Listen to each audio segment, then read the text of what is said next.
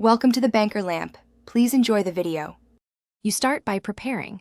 Place the router centrally and elevated to maximize coverage because signal strength drops through walls and appliances. Once done, power the modem, connect it to the router with an Ethernet cable, and plug both into reliable outlets. Make sure you have your ISP login and account info visible. This prevents pauses during provisioning. You'll also keep a smartphone or laptop ready to follow the router's setup app, which speeds the process and helps you name and secure the network immediately.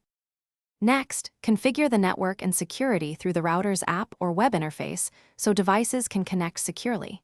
You should create a clear SSID and a strong WPA2 or WPA3 password, because weak keys invite intrusions.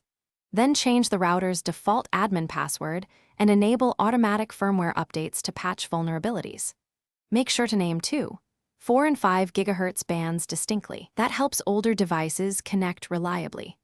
Finally, enable a guest network and optional Co-S to finally verify performance and finish strong. Run speed tests in key rooms to confirm expected throughput and identify dead zones. If coverage is weak, reposition the router or add extenders or a mesh satellite. Small moves often yield big gains. Once done, restart both modem and router to solidify settings and confirm all devices connect. If problems persist, factory reset only as a last resort, update firmware manually, and contact your ISP with error lights and test results so they can assist quickly. Thanks for watching. If this was helpful, leave a like and consider subscribing. See you next time.